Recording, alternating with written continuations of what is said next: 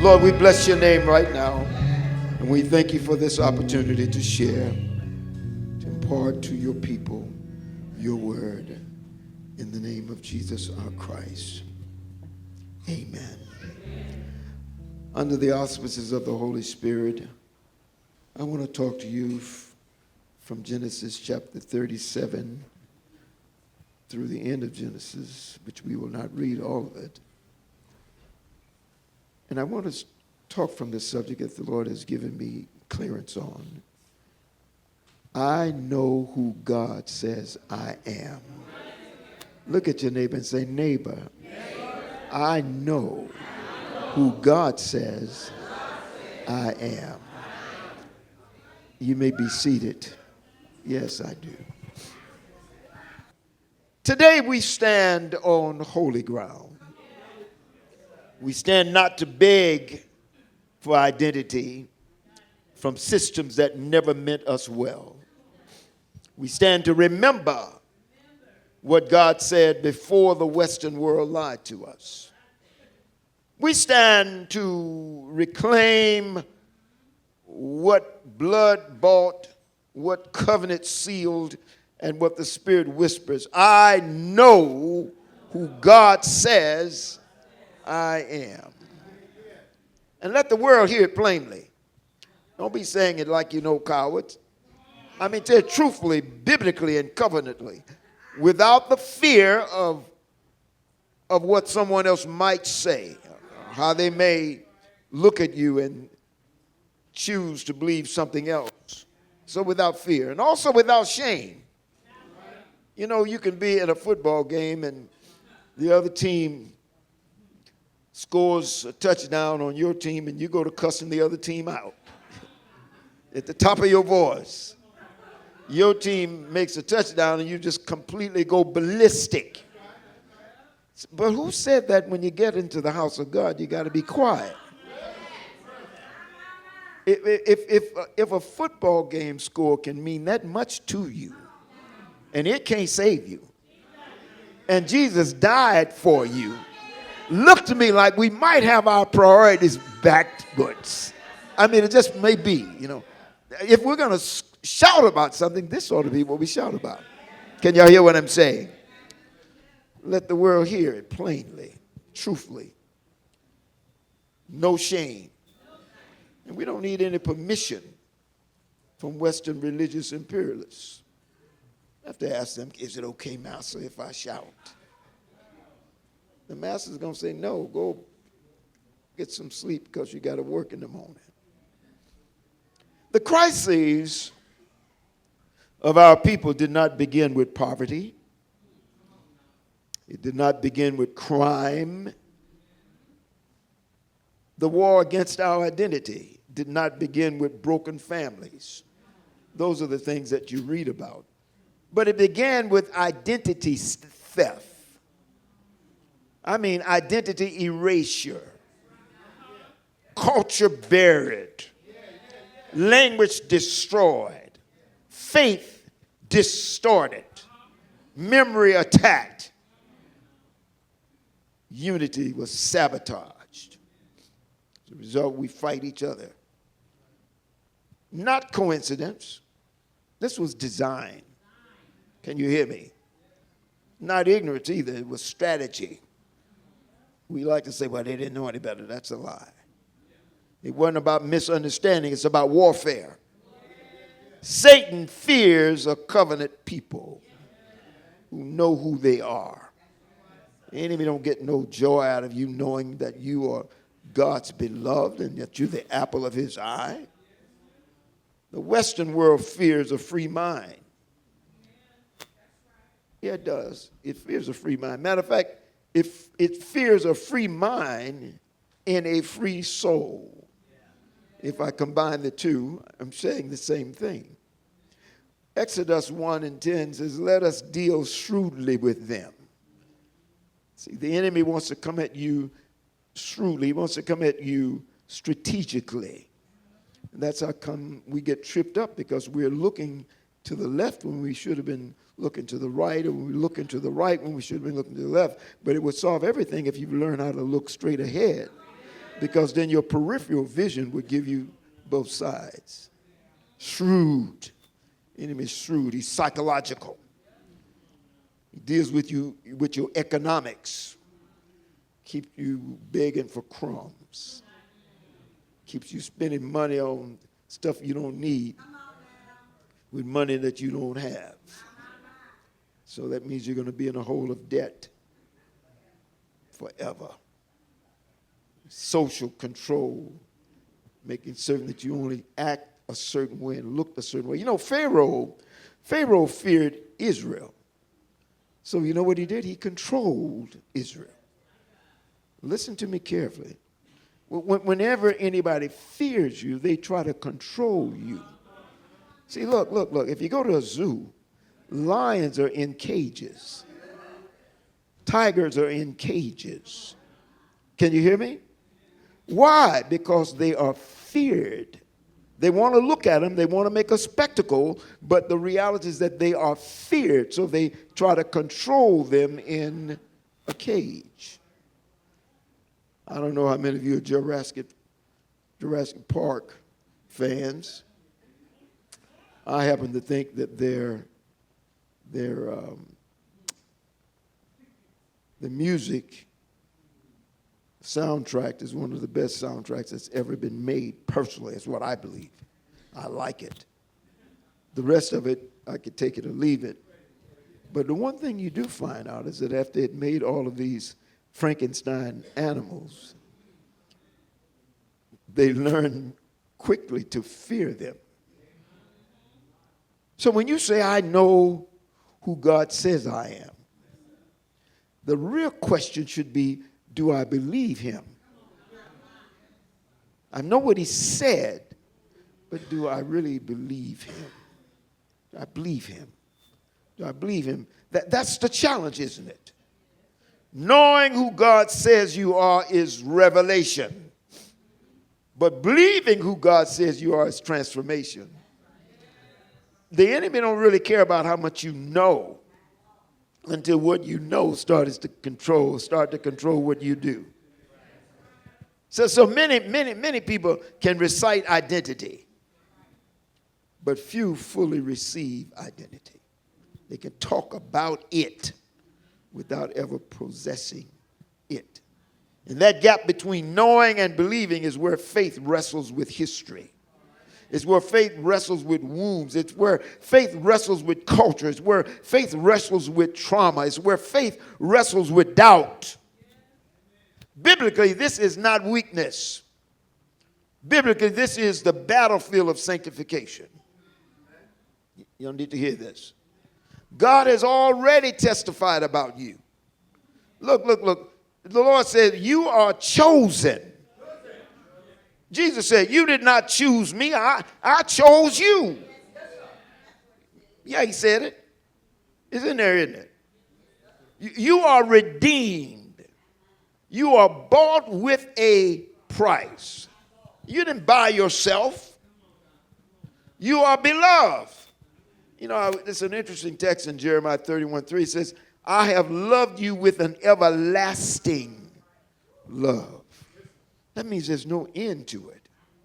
And whether you know it or not, you are royalty and priesthood. I'm talking about a chosen generation, a royal priesthood. That's why I like that song. I know who God says I am. You are heir and co-heir, heirs of God and joint heirs with Christ. Paul said that in the 8th chapter of Romans. You've read it. If you haven't, you should. But these declarations, my brothers and my sisters, are not just something you say that make good slogans. These are eternal truths. God's word about you does not change with circumstances. So if he said it when you were dry, he means it when you're wet. Can you hear me? It doesn't change with your emotions. You get upset and you cuss somebody out. Then you go to, I wonder if the Lord still loves me. What? Let me tell you something. Boy, when we were younger, Sister Lamb and I was battling each other all the time. We come from two different sets of crews, and so both of us thought we were right.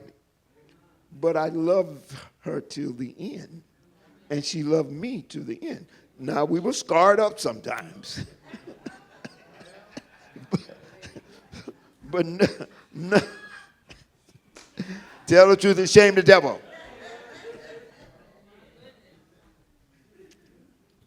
You know, you're not changed by the opinions of people. Really? I didn't know you'd do that. It's a lot you don't know. But if that determines whether or not you understand your identity, you're in a sad shape. See, belief is not tested in the sanctuary. Belief is tested in silence. Belief is tested in struggle. Please hear me. Belief is tested in disappointment. Belief is tested in rejection. Sister Sam, belief is tested sometimes when you just got to wait on something. Why? How come it's taking so long? Wrong question. Even Gideon knew God spoke. He heard him. But Gideon struggled to believe it applied to him. I know what you said, but pardon me, Lord, how can I? How can I do what you said? I mean, I'm not a warrior. So, yeah, I heard what you said. Matter of fact, you're God, so I believe what you said. But taking my believing to my doing is a challenge. Even Moses knew God's voice, but he doubted himself. He said, look, God said, I want you to go take care of this business. Moses, I'm slow to speak. I stutter when I can't speak well. Now, wait a minute, God chose you for it. So he knew you couldn't speak well. That's not why he chose you, because you had an elegant voice. That's not why you were chosen. Can you hear me? The question was never whether God was right. Today, we don't question whether God is right. The question was whether they trusted what he said about them more than what life taught them to believe. The reason you're talking about how you study is because that's when you were growing up, they made fun of you. The reason you question about whether you're a warrior or not is because when you were growing up, you were puny. And all your friends said that you didn't know how to thump. But the reality is that I know in you is a great thumper. You don't know it, but I know it. So I'm telling you to get up, get dressed, and let's go do some thumping. And so Gideon said, well, I'm not sure you got the right person. Our ancestors understood identity. I mean, not as ego, but as assignment and belonging. In other words, I am because we are, and we are because God is. That concept is called Ubuntu, and I think it's one of the Zulu languages. Ubuntu. Make sure you remember that. To believe who God says you are is to stand in divine lineage, not in colonial definitions. Stop letting the news media and the commercial media define you. That's why we wear stuff and we go buy stuff, because we don't like who we are. I'm not. I like who I am. No. If you did, you would not have to do all that stuff. You would just be who you are, as opposed to trying to look like something that's been planted in your mind. You think it was your idea. It wasn't your idea. Come on now. I mean, we have to believe who God says we are. We have to stand what God says stand. But we're not defined by the colonial or Western definition. We're not in Western labels. They label you. That's why we wear certain tennis shoes. I got Nikes.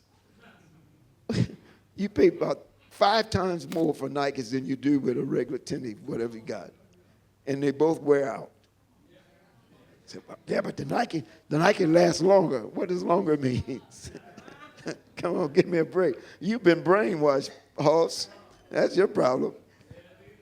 We got to see that it's not in trauma-shaped identity. Our belief system is not that.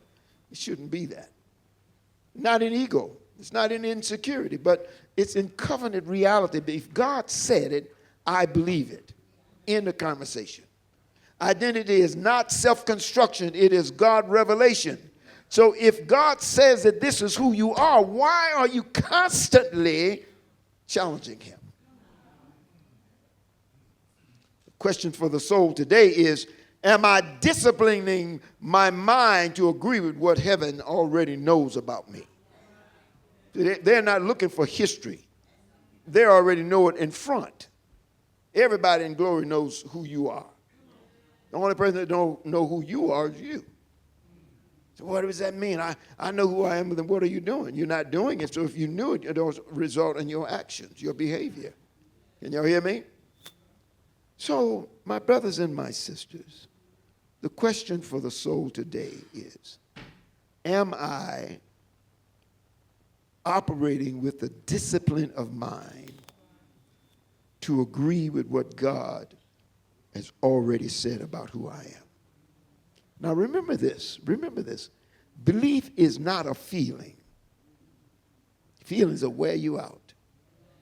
Belief is a daily decision to align with God over memory, over culture, over fear, over your experience. Your belief system should direct your behavior, not how you feel about something. But I'm not feeling it. That was your problem 9 months ago. You weren't feeling. You want to feel something. Give me a break. When you read Daniel's book of Daniel, you find out that Babylon took the names of God's people. He took their language. They took their worship. Their identity was erased, because identity erasure is a spiritual tactic to neutralize God's chosen people. The Western world did the same thing to Africans, what Egypt did to Israel and Babylon did to Judah. They took our names, they took our languages, they took our worship, erased it. So now here we are imitating the imitators. Y'all don't hear me now. Yeah, see, they when they got what they wanted from us, then they erased us out of the picture. You don't know you're imitating the imitator. You think that that person is the original. That's not the original. I was talking to a guy when I first got here years back, and they were talking about some serious musicians here, blues. They said, man, this is a blues center. Well, you know, I'm from Louisiana, right? So we ate blues. It wasn't like it was something that you had to go out and do. It was just what you were. My daddy was picking on blues when I was a little old chump. So when he said that, I said, wow, man, I can't wait. So they took me down to this one place. I was with Junior. I was with one of the people that lived here. And we listened for a while. Now, Junior was a guitarist himself. So we listened, and these guys were really doing some nice licks. I'm talking about great licks. They were squeezing and, and all that was good. And I love that stuff, man, when they be doing that stuff, But here's the deal. Everything that I heard is stuff that I grew up with people doing, and we did. So I was looking for something that was more original. That's what I was looking for, because you made it sound like it was very original. Well, I didn't find fault with the young man who's actually several of them who were doing it back because they were great musicians. But I was disappointed in what I'd been led up to believe I was going to see. Imitating the imitators. I didn't leave there imitating what I'd heard. Can you hear me? It was not accidental. It was not history. It was systemic in their erasing all that we knew about ourselves. It was not history. It was systemic, strategic, and generational warfare. Why do you think we can act such idiots sometimes? It's not because we're idiots. Hello. Pastor called us an idiot today, child. I did not call you an idiot. It's not what I'm saying. I'm saying, why do we act that way? See, why do we do that? Why do we read about how much is going on in the hood? Why is that? It's because we've been systematically erased as it relates to who we are. Our names were stripped. Our language was stripped. Our literacy was destroyed. We don't even know that the light bulb wouldn't exist if we didn't have someone who had stepped in. I know they give credit to Edison, but you don't really know the full history. Hello? You don't know the woman who actually, they've done hidden colors now, but before that, you didn't know there was a woman who had calculated the track for the first serious voyage into space. And look, then they banned ceremonial drums. So don't be making all that noise. That's why we play everything. We got some ceremonial drums we used to bring in here. We don't bring them because we didn't have anybody who was prepared to play them, but we're going to recruit somebody. We're going to make them boys talk because there's a message in the drum. See, the drums carry memory. The drums carry mobilization. The drums call you to war. The outlawed reading. So you grow up thinking that you can't read. You can't read what they're writing, but you can read what you're writing, and you can learn what they're writing. But don't get sidetracked by believing because you can't read what they are writing in their language that you can't read. Of course you can read. Hello? Now today, since we've been stripped of what we normally would have known, we get put on the list of kids who need a little bit more help. It's right short of spared, right short of it. But you're still not developing at the rate that you should. That's what they say. Is that true? Let me tell you something. When they outlawed our background, outlawed our basic identity, they then attacked our unity. And then when you were united, you were punished. Can you hear me? The people who got rewarded were the people who betrayed you. Then they took a pseudoscience and they preached that. So no wonder we grew up so confused. But it's time now to move out of that. The Lord has identified us as his own. And when you've been identified as the son or daughter of the king, that means that we're the king's kids. Hear me? I'm not saying nobody else is. I'm just talking about my family. Hello? This whole Jesus figure that was mass produced was done to colonize the imagination. See, get your mind warped around something. Black greatness was erased from textbook. Black self-sufficiency was criminalized, and churches deployed an anesthesia instead of awakening. And I want you to wake up. Churches today even, the black church gives you propofol.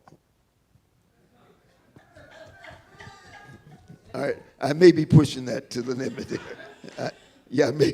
I may be pushing that a little bit far, but what I'm saying is that it puts you to sleep. Puts you to sleep.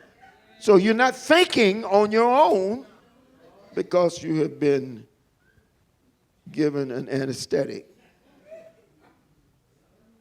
How does that happen when you're in a service and everything they practice is Western? No matter what they do, everything is Western. You're being put to sleep. You don't have any, there's nothing that makes you walk out with your chest up ready to go to battle with the enemy. You walk out talking about, didn't we have a great time? Man, the enemy slap the snot out of you. You're talking about, didn't you have a great time? What does that mean? Didn't we have a great time? Tell you what it means. It means that you have been drugged.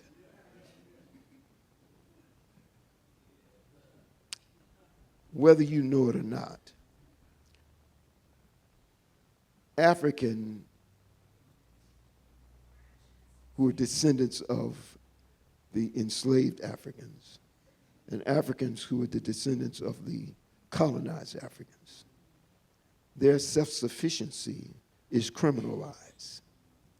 They catch more than 2 or 3 together at any one place. They go to talking about the possibility of a riot.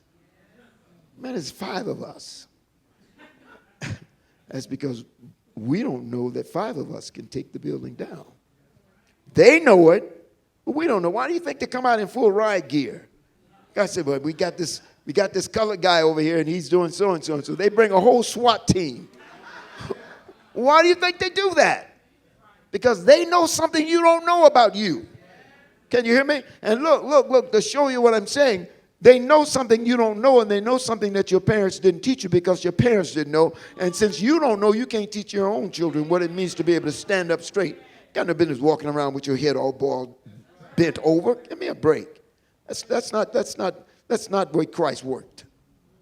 So the churches that we're in got to get away from sloppy history. Can you hear me? They got to get away from engineered domination. The goal was simple. If we kill who they know they are, they will never become who God ordained them to be. Let me say it again. If we kill who they know they are, then they will never be able to reach the maximum potential that God has placed in them. God says you are this, but the world tells you that you are this. So you don't have a desire to reach up. It's like saying success is when you jump up and touch the ceiling. Except, why isn't success when I go on the rooftop and reach for the stars? Shouldn't that be the real measure? Not touching the ceiling. Somebody had to put the ceiling up. So that's not an accomplishment for me, for you. If I'm going to talk about accomplishment, why am I not talking about going on the ceiling and reaching for the moon than the stars? What I'm saying is that our expectations and our goals are absolutely too low. Too low. We got to raise that. How do we raise it? Well, we raise it in the book that is presented in the house. This is the house. I'm trying to get you to raise up now.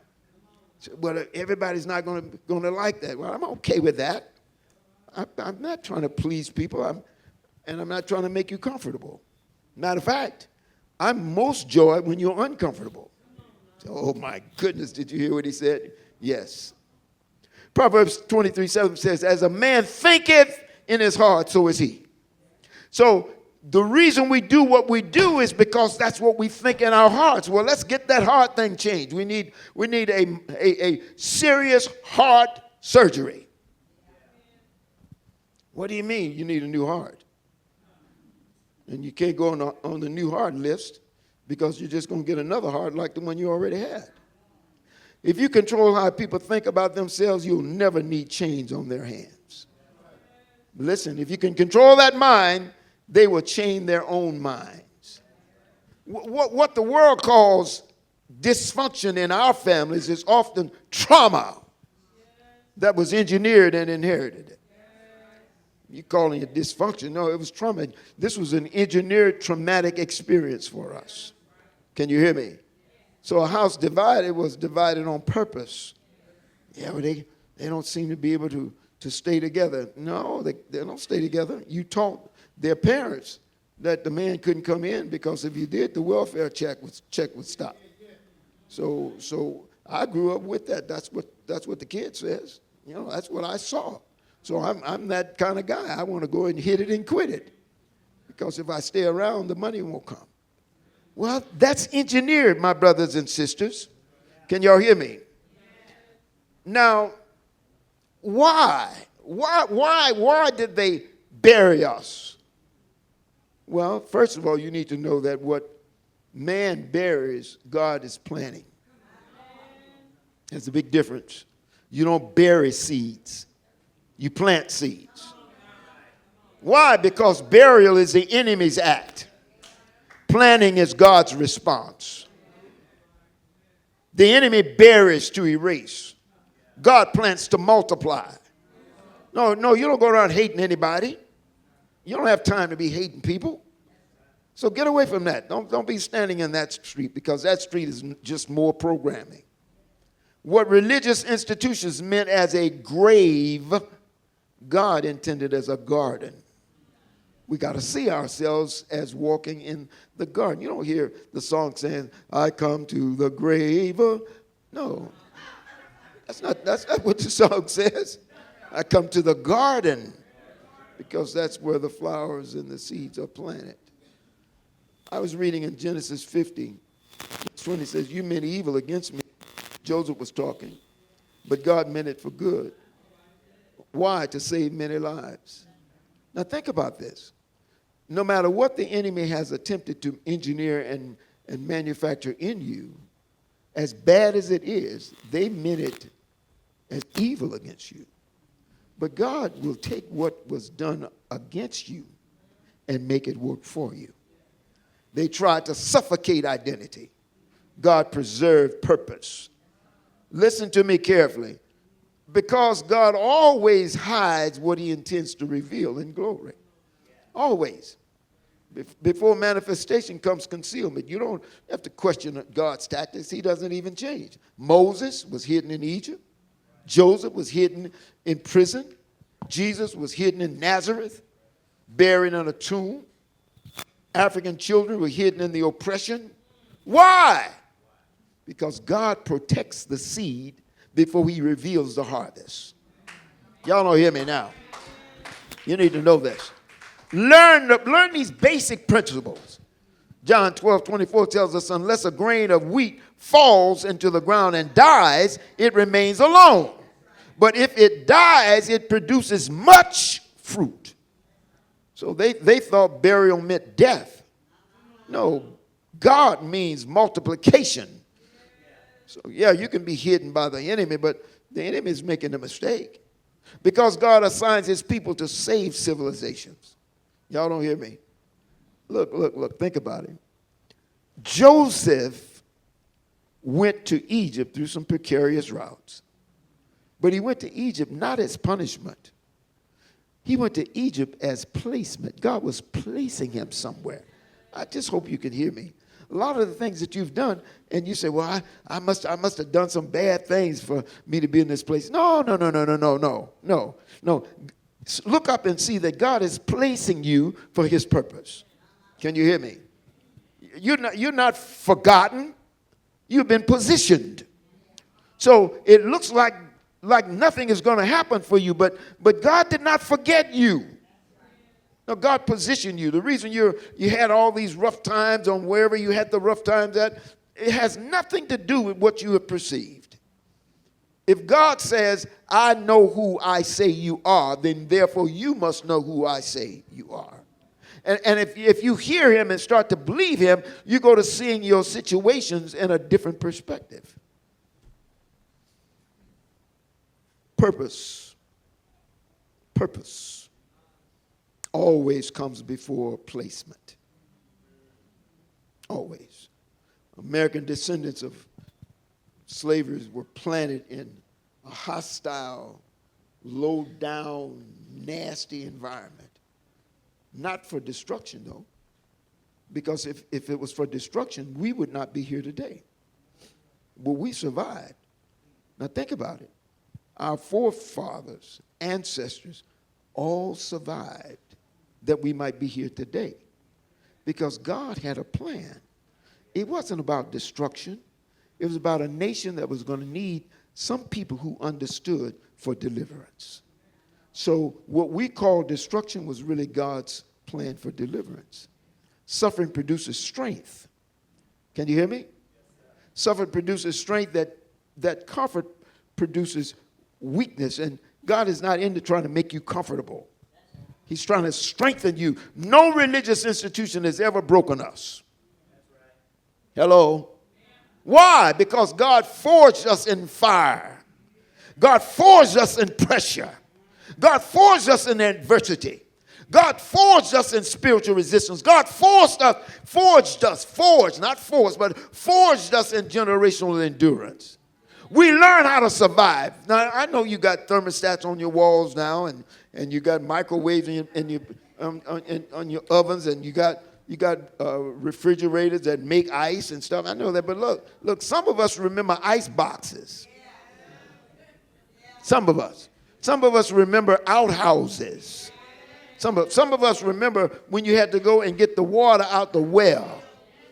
When I was at my grandma Maggie's house, I remember this. I remember very well. They had a well out there. You went on and pumped the well. And look, you need to know that before you can pump it, you had to prime it. So that when you prime that well and pump that well, the first water that comes up, you're going to pitch that. But the next part to get up, you can drink that. So you learn that. Therefore, you learn how to make it on what God has put in place for you. I hope you can hear what I'm saying. You didn't always have no heater on at night when it got chilly. You give me a break. You took those patched up quilts, and you wrapped yourself in them patched up quilts. Today, it costs a fortune to buy a quilt that's been patched. But in my day, Mom and them made them. Taught our sisters and brothers how to make them, those who would listen. I was a bit bullheaded and didn't listen as well as I should have. But out of my house comes some fantastic cooks. I wasn't one who got that. But I got some, my brother here. Brother is a fantastic cook. Oh, yes. Oh, yeah. Well, that comes out of a house that understood what it meant to be prepared for survival. You see? But he gets good accolades. No, that's not what it was for. It's about knowing how to take care of your business. God provides that for us. While some people inherit comfort, we inherit resurrection power. It wasn't about comfort for us. Romans 5:3-4, you read it yourself. It tells us that suffering produces endurance. Suffering. So if you don't ever go through anything, you just remain weak. But suffering produces endurance. And look, endurance produces character. Why is that important? Because your character informs and directs your choices. If a person has poor character, they're going to make poor choices. It's that simple. If you make poor choices, you're going to have consequences that you do not want. Character produces hope. Hope. That means that no matter how bad it is, I believe that the Lord will make a way. They thought they were weakening us, but God was weaponizing us, getting us ready for this 21st and maybe even 22nd century. Can you hear me? God needed a witness in Babylon and the Babylonic system. So every Pharaoh really needs a Joseph. Please hear me now. This is going to take us somewhere that you may not have been prepared for. Every Nebuchadnezzar needs a Daniel. Yeah, come on. You with me? Every Rome needs a Jesus. Every religious institution that's an empire institution God destroys, he first places a righteous remnant inside of the house to expose corruption. Guess who keeps calling this country to face up to racism, bigotry, white supremacy, and all that goes with that? Guess who does that? Those who have gone through the storm. We're not here by accident. We're placed on assignment. Well, I'm going to go around with my chest out. Then you're going to get knocked down. Because it's not about your chest being out. It's about your recognizing that God has you here for a purpose. You don't go around looking at other people with down your nose at them like they're... No. That's not the way it works. God didn't prepare us to hate. Can you hear me? Resurrection people teach the world what freedom truly is. Nobody understands liberation like those who walk through bondage. Let me say it again. Nobody really understands freedom like those who have come through the chains of slavery. Nobody. They can talk about it, but they can't walk about it. Nobody carries hope like those who survive hopelessness. Can you hear me? I don't believe y'all praying with me. Nobody preaches exodus like those who live Pharaoh's life. Nobody understands the cross like those forced to carry one. God raised a people. He raised a people who know. What do they know? They know suffering and they know joy. They know sorrow and they know a song. Oppression and liberation. They know crucifixion and resurrection. In other words, we've been there, we've done that, we got the scars to prove it. We are the theological proof that God lifts dust into dignity. We're the proof of that. God has lifted us in a time when we keep putting us down. Our story reveals God. It doesn't reveal religion. It doesn't reveal religious institution. If we had risen by our own power, they would credit it themselves. You'd be patting your own self on the back.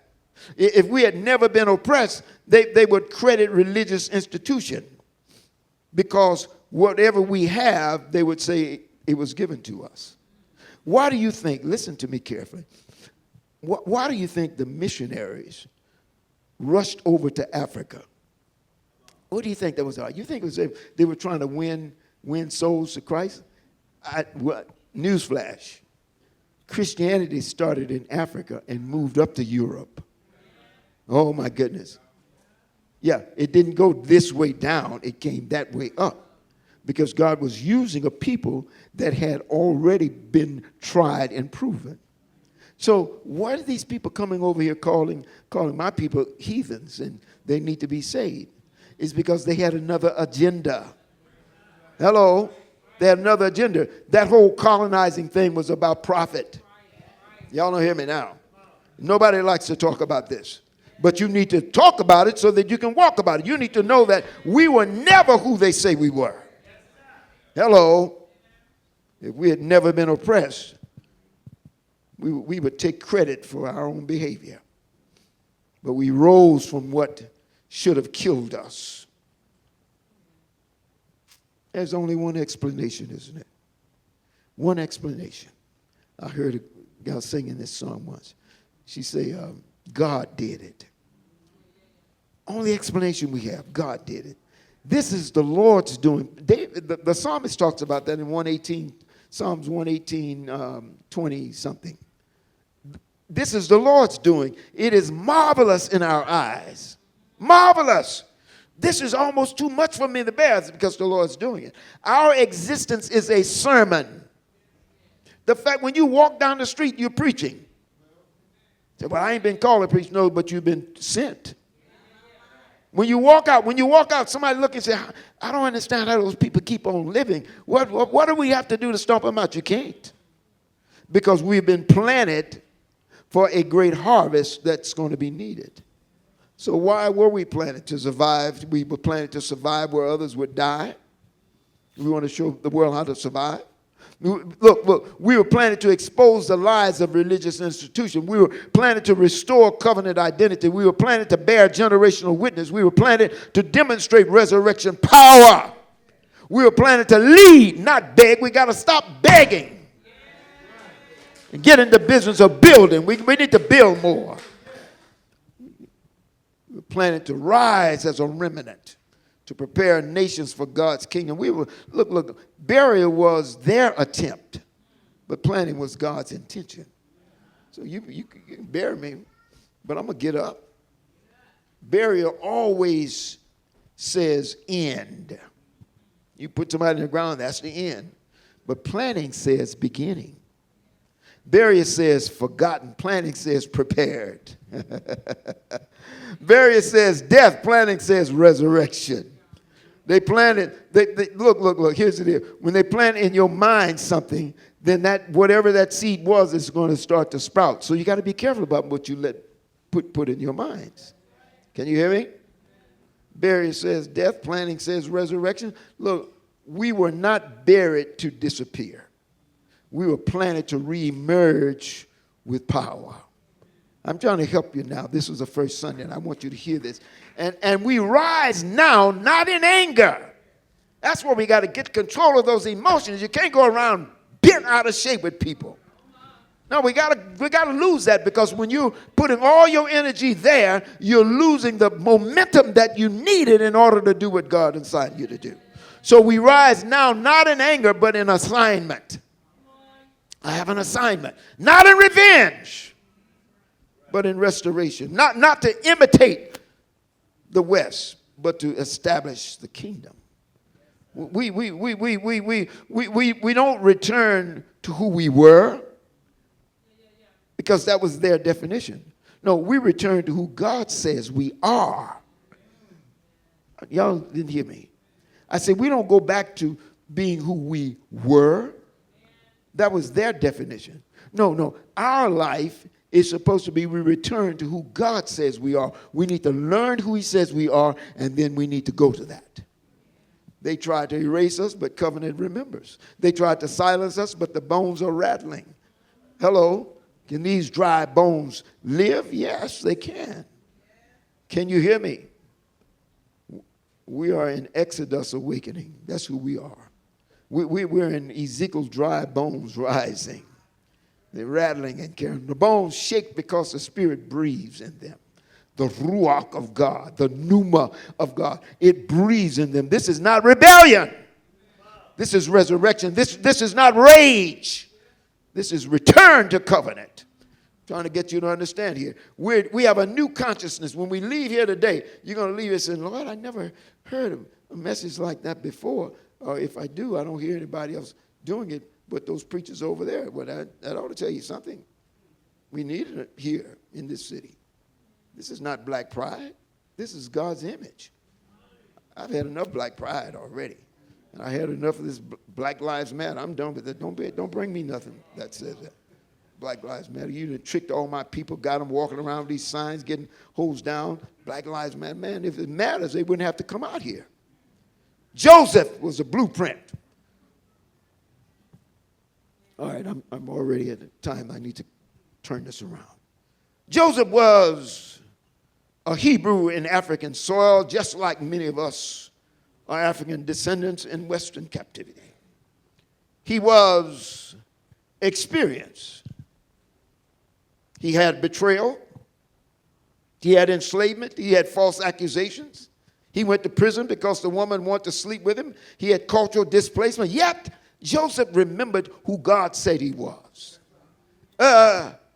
He refused to let his brothers rename him. Do I have a witness? He refused to let Potiphar redefine him. He refused to let prison confine him. He refused to let power corrupt him. And I'll tell you something else about Joseph. Joseph never forgot God's identity. He never forgot that man's labels did not give him justice. Said when the woman come to him and said, come on, sleep with me, boy. He said, but how can I do this great evil? How can I sin against God? He understood that God could see everything. There was nothing and there is nothing you do that God does not see. He lived for God's approval above man's permission. And I'm calling you today to live that way. God was with Joseph in the pit, but that same God was with Joseph in the prison. And that same God who was with him in the pit and the prison is the same God that was with him in the palace. You need to hear me. So don't let the pit stop you. Don't let prison stop you. You need to know that God's taking you somewhere. Can you hear me? You need to know that no matter where you are, God ultimately has the final say. How can I do what I'm supposed to do if I'm not clear on what I'm supposed to be clear about? First of all, I want you to know that faithfulness invites presence. Presence invites favor. And favor overrides the enemy's system. When God shows you favor, he's doing something that nobody else can do. There are some who say, but you don't deserve it. But when you look in Scripture, you don't find what God deals with deserves. If he shows you favor, it's because he has a plan for you. And when he shows you favor, he doesn't take it back from you. Can I get a witness? Everybody know that from the pit there was an identity test. There was an identity test for Joseph. He had to result in humility and dependence. Because when you're in a pit, there's nothing you feel like you can do on your own. But when you're in that pit, there's nothing around you but one big wall. And if you don't look up, you never see any light. Well, God wants us to look up because he has a light for you. When he was at Potiphar's house, it was a test of his integrity. When you were in Potiphar's house and you attempted to take a little of this, to snort a little of that, that's a test of your integrity.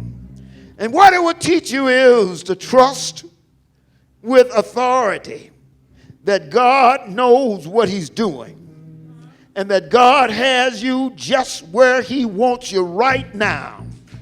Say, but I don't like it. Well, nobody likes being in a pit. But God has taken you there because he has a plan for your life. Yes, when he was in prison, he had to rely on his faith. He had to rely on the service that God had equipped him with. And what it did was to develop in him leadership. It developed in him character. When he finally got to the palace, that was the destiny assignment. Some of us quit before we get to the destiny assignment. Oh, my brothers and my sisters, you quit too soon. You give up too soon. One young man was going to school. He was going to be an engineer, and things got rough for him, so he decided to change his major and do something else. And ever since that time, he's had one problem after another problem. I wonder if we wouldn't stop for a moment and think about what God says, that I know what's best for you, and what I put in your heart is what I intended for you to do. Yeah, we get confused by the secular nature of the things that we want to do, but it's not about what you want to do. It's about what God has placed inside of you. Can y'all hear me? Before God puts you over anything, he places you under discipline. And if you don't take it the first time, you get a chance to repeat it a second time. If you don't take it the second time, you get a chance to repeat it the third and the fourth and the fifth, maybe until the day that you leave. You're still learning how to be a disciplined person, because without discipline, there is no success. Before Joseph could rule a kingdom, he had to learn how to rule himself. Before you rise to what God has you to do, you need to know that God is looking at you to see whether or not you're able to control your emotions, whether you're able to control your desires, whether you're able to control what it is that makes you feel like you should be doing something else. Are you able to turn it over to the Lord and say, Lord, have thine own way. Oh, Lord, have your own way with me. Are you able to say that with authority? Before Joseph was able to manage grain, he had to learn how to manage integrity. What I'm closing with here is the day that Jesus showed us that in the Garden of Gethsemane, in the middle of his roughest experience, I heard the Lord say from his human side, not my will, but thy will be done. Why did he say that? He said that because earlier he had said, I would that you would take this cup of suffering away from me.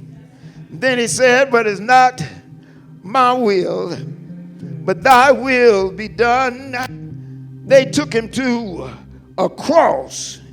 Nobody wants to go on a cross. But Jesus went there because love was directing him. They nailed nails in his hands. Nobody wants nails nailed in their hands. They nailed nails in his feet. What I'm trying to say here is that he went through suffering. We've gone through suffering. He was hurting, and we've been hurt. He was treated as if he had no value, and we've been treated as people with no value. But when they lifted up that cross, there he was hanging on the cross. Everybody began to say, it's over. It's all over. Even Satan thought he had him. The Bible says that he hung his head and he died. Do I have a witness? Seems like you're not listening now. But you need to get this, because this is the part here where you understand how it is to overcome. Oh, yes. He hung his head and he died. He died for you and for me. He died till the 6th to the 9th hour. He died. His head fell in the locks of his shoulders. He died. They took him down from the cross, a dead man. Look at Jesus. Look at the people around him saying, oh, it's over now. Oh, it's over now. Look at the enemy in the background saying, we got him. Lock him up. Grave, you do your job and hold him. Death, you do your job and keep the chains on him. We got him now. We done took the Son of God out. We got him now. The people were beginning to say, we have no hope. Some of them were even turning the dope. But most of them were just running around shaking their heads as if to say, how could we believe that he was who he says he was? And here he is dead in a borrowed grave. He laid there, according to the book, for 3 long days. Early.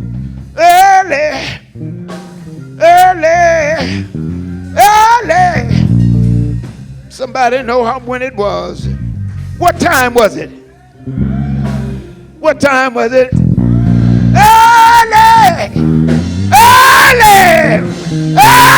on Sunday morning, the Lord got, y'all don't hear me? Early on Sunday morning, the Lord got, he got up with all power in his hand. Now that tells you what God did. But now God has put that in you, and he's put it in me. That same Jesus that the grave couldn't hold, that death couldn't keep, that got up from the grave is in you. That same Jesus is in me. So we got to stop being afraid of the cross that we might have to bear, and instead look beyond the cross and see that Sunday morning is coming, and you'll get up early. Y'all don't hear me. I say you'll get up. Somebody don't really believe that. So you got so many things that's happened to you, you don't believe it. But let me tell you something. No matter how bad things have happened to you in your life, God has a plan for you. One of these old days, you're going to get up.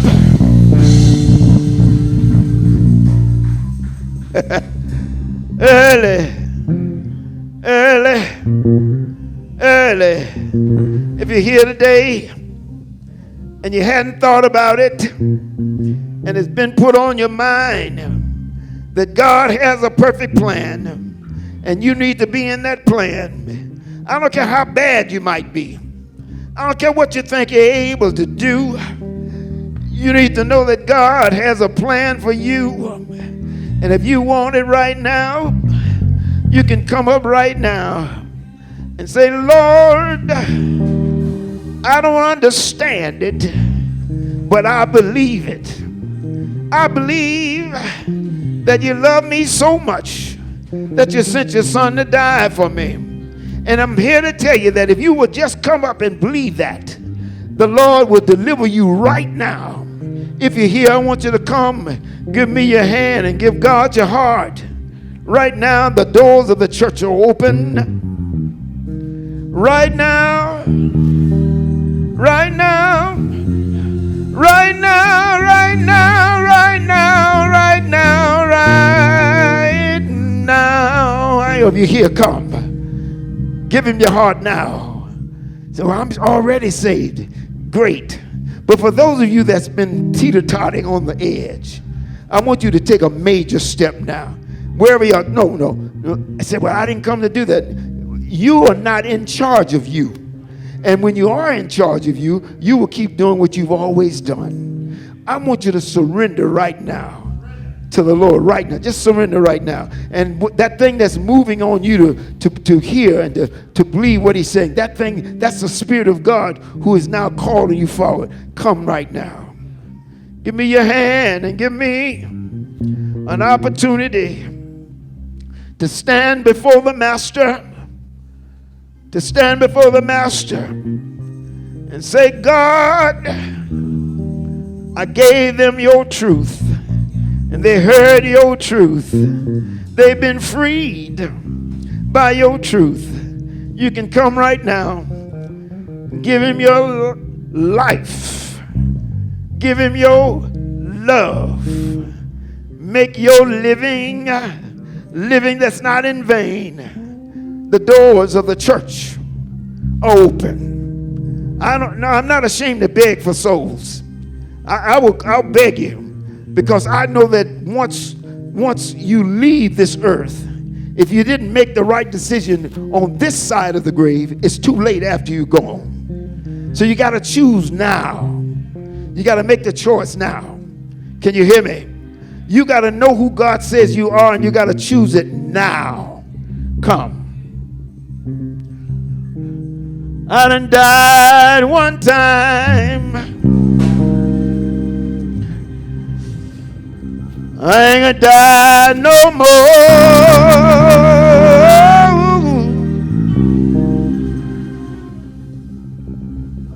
I done died one time. Oh! Oh! Oh! I ain't gonna die no more. I want you to be able to say that too. Look, Vic, if somebody's in here and you're looking for a friend, let me tell you something. If you're looking for a friend, let me introduce you to the friend who will stick with you to the end. If you're looking for a friend,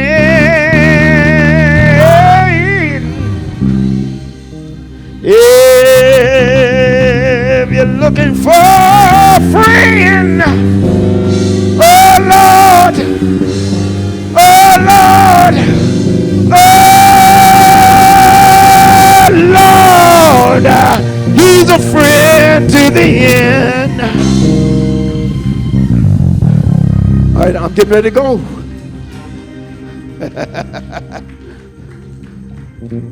If you're talking about Jesus, this is personal here. He's a friend of mine. Home, you ever say that before? If you're talking about Jesus, oh, he's a friend of mine.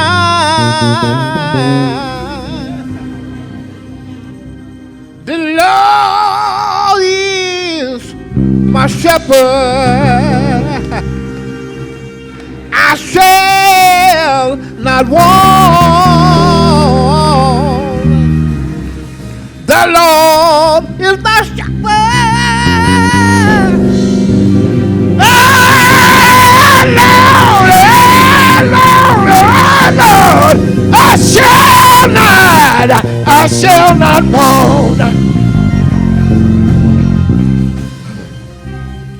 It doesn't close out, but we're done for today. The invitation has been made. God has given me a comfort that we've said and done what he said do.